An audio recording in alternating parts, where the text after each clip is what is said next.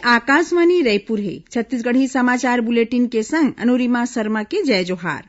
आज के प्रमुख समाचार। प्रधानमंत्री नरेंद्र मोदी हा सामुदायिक आधार ले जैविक अउ प्राकृतिक खेती अपनाए के आह्वान करीन हे। प्रदेश में काली 6 जुलाई के वन विभाग डाहर ले मुनगा पेड़ लगाए बर विशेष अभियान चलाए जाही अउ प्रदेश में अवैया 24 घंटा के दौरान उत्तरी अउ मध्य भाग में एक दू जगह में बड़ भारी वर्षा होए के संगे संग गाज गिरे के चेतावनी देगे हे। अब समाचार विस्तार ले। प्रधानमंत्री नरेंद्र मोदी हा सामुदायिक आधार ले जैविक अउ प्राकृतिक खेती अपनाए के आह्वान करीन हे। ओमन कहिन कि भारतीय कृषि अनुसंधान परिषद हा जैविक खेती वाले भूभाग के नक्शा बनाए हे, जेमा 88 ठीन जैव नियंत्रण कारक और 22 ठीन जैव कीटनाशक के पहचान करे गे हे। श्री मोदी हा काली वीडियो कॉन्फ्रेंस के माध्यम ले देश में कृषि अनुसंधान विस्तार और शिक्षा के प्रगति के समीक्षा करीन। ओमन निर्देश दीन कि खेती बाड़ी और एखर ले जुड़े जगह मन में नवाचार और टेक्नोलॉजी ला बउरे खातिर स्टार्टअप और कृषि उद्यमी मन ला आगू बढ़ाना चाहिए। प्रधानमंत्री हा कहिन कि खेती ले जुड़े समस्या के निदान बर हर बछर कार्यशाला या फिर शिविर लगाना चाहिए। संगे खेती काम में ज्यादा ले ज्यादा माई लोगिन मन के भागीदारी ला ध्यान रखत ओमन ला कम मेहनत होए तैसन औजार और उपकरण बनाना चाहिए। प्रधानमंत्री हा कहिन कि कृषि उपकरण की सहूलियत और उपज ला खेत ले बाजार तक डोहारे के बने ढंग के सुविधा बनाए जाना चाहिए। ए बारे में कृषि सहकारिता और कृषक कल्याण विभाग हा किसान रथ ऐप आरंभ करे हे। श्री मोदी हा पानी ला किफायती ढंग ले बउरे बर जागरूकता कार्यक्रम राखे ऊपर घलो जोर दीन। प्रधानमंत्री नरेंद्र मोदी हा सुघ्घर भारतीय ऐप विकसित करे बर आत्मनिर्भर भारत नवाचार चुनौती के शुभारंभ करीन। प्रधानमंत्री हा कहिन कि भारतीय ऐप में अपन अपन श्रेणी में विश्व स्तर के बनाए के काबिलियत है। ओमन लोगन और टेक्नोलॉजी ले जुड़े समुदाय ला ए आत्मनिर्भर भारत नवाचार चुनौती में भाग ले के आग्रह करीन। ए चुनौती हा 2 स्तर में होही, मौजूदा एप्लीकेशन के संवर्धन और नवा एप्लीकेशन के विकास। श्री मोदी हा लिंक्ड इन के एक ठिन पोस्ट में कहिन है कि e learning, work from home, gaming, business, मनोरंजन, ऑफिशियल काम और सोशल नेटवर्किंग ला बढ़ावा दे के संगे नवा ऐप विकसित करे बर सरकार हा जरूरी सहूलियत देवाही। ओमन कहिन कि भारत और विश्व के अब्बड़ अकन मुद्दा के समाधान बर नवा एप्लीकेशन विकसित करे के भारी संभावना है। प्रदेश में काली 6 जुलाई के वन विभाग डाहर ले मुनगा पेड़ लगाए खातिर विशेष अभियान चलाए जाही। एमा प्रदेश के सबो सरकारी स्कूल, आंगनबाड़ी केंद्र और छात्रावास आश्रम में मुनगा के पौधा लगाए जाही। वन मंत्री मोहम्मद अकबर हा बताइन कि यह अभियान हा कुपोषण मुक्त छत्तीसगढ़ के कल्पना ला साकार करे में अपन सुघ्घर काम करही। एला लगाए ले इफरात मुनगा मिले के संगे हरियर रुख राई ले पर्यावरण संरक्षण ला घलो बढ़ावा मिलही। प्रधान मुख्य वन संरक्षक राकेश चतुर्वेदी हा बताइन कि मुनगा में अब्बड़ अकन विटामिन और खनिज लवण होथे, जौन सेहत बर बहुते फायदा के चीज है।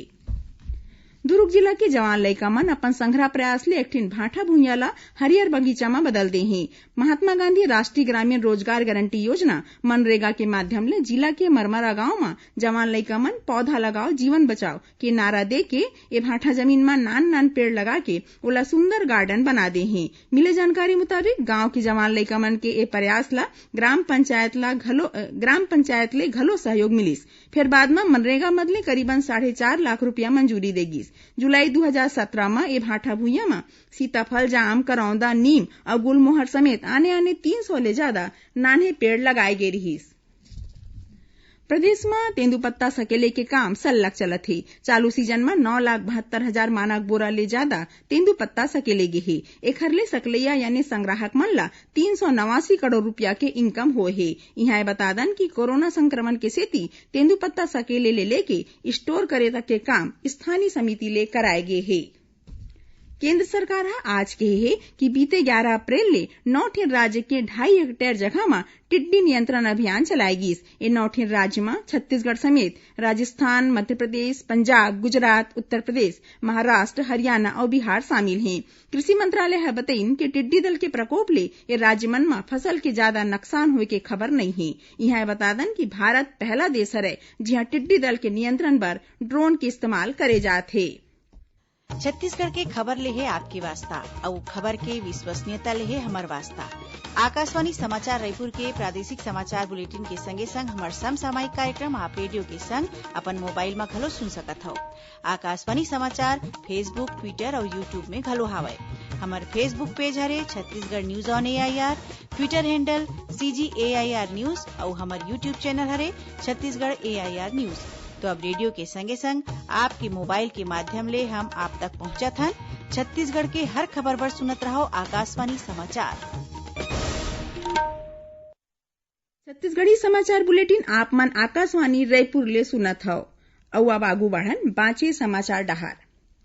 राज्य सरकार ह प्रदेश के नवा शिक्षा सत्र ले चालू होवत अंग्रेजी मीडियम स्कूल बर नवा सेटअप के मंजूरी दे दे हे, जेमा प्रिंसिपल के बदला प्रतिनियुक्ति बर रिजर्व राखे गे हे। उहे लेक्चरर ले लेके पियून तक वाले पद बर संविदा या फिर डिपुटेशन के आधार ले नियुक्ति करे जाही। संविदा के पद बर शासन डहार ले मानदेय तय कर दे गे हे। उहे प्रतिनियुक्ति वाले कर्मचारी और शिक्षक मन ला उही वेतन अउ भत्ता प्राप्त होही जौन उखर मूल विभाग ले मिलथे। इहाँ बता दन कि नवा अंग्रेजी मीडियम स्कूल ला चलाना और मैनेज करना कलेक्टर के पगरैती वाले समिति की जिम्मा होही। ए समिति के सचिव जिला शिक्षा अधिकारी डीईओ होही। हरेक स्कूल बर अलग समिति बनही। ए स्कूल मन म कक्षा 1 ले 12वीं तक पढ़ाई अंग्रेजी मीडियम म होही।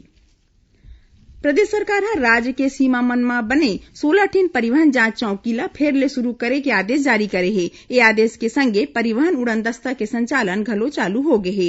ए परिवहन जांच चौकी म पाटेकोहरा, छोटा मानपुर, चिल्फी, खम्हारपाली, बागबहरा, केवची, धनवार और रामानुजगंज के संगे घुटरी टोला, चाटी, रेंगारपाली, संख, लावाकेरा के संग कोंटा और धनपुंजी शामिल हे। ए जम्मू जांच चौकी ला 4 जुलाई 2017 के अधरतिया ले बंद कर दे गे रहिस।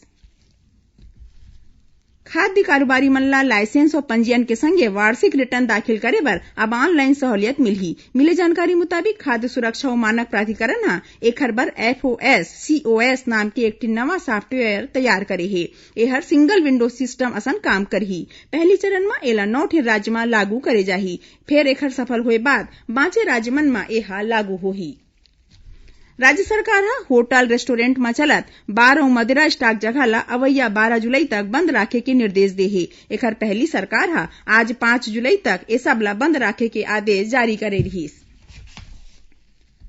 प्रदेश में अवैया 24 घंटा के दौरान गरजई चमक के संगे सिटर साटर पानी गिर सकत हे। उहे उत्तरी और मध्य भाग में 1-2 जगह में बड़ भारी वर्षा होए के संगे संग गाज गिरे के चेतावनी दे गे हे। मौसम विभाग ले मिले जानकारी मुताबिक पश्चिम मध्य बंगाल के खाड़ी ऊपर एक ठिन निम्न दाब के क्षेत्र बने के सेती आज प्रदेश के दक्षिणी और ओखर ले लगे मध्य भाग में जोरदार पानी गिर सकत हे। अब थोरकुन समाचार सार म राज्य सरकार ह राजनांदगांव जिला म झिटिया निकट परियोजना बर 2 करोड़ 85 लाख रुपया मंजूर करे हे।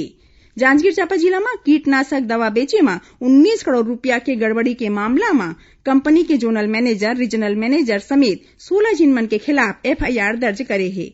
कोरबा जिला में निर्माण काम के दौरान हुए हादसा में एक झिन माई लोगिन बनिहारिन के मौत हो गए और रायगढ़ जिला के कापू क्षेत्र में 14 ठिन हाथी के दल ह बीते रतिहा 3 ठिन घर में तोड़फोड़ करे हे। उहे खेत के फसल ला घलो नुकसान पहुंचाए हे।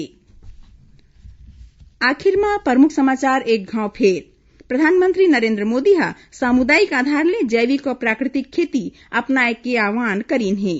प्रदेश में काली 6 जुलाई के वन विभाग डहार ले मुनगा पेड़ लगाए बर विशेष अभियान चलाए जाही।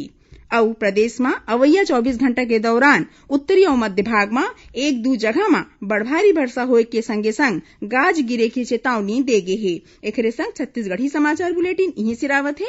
जय जोहार।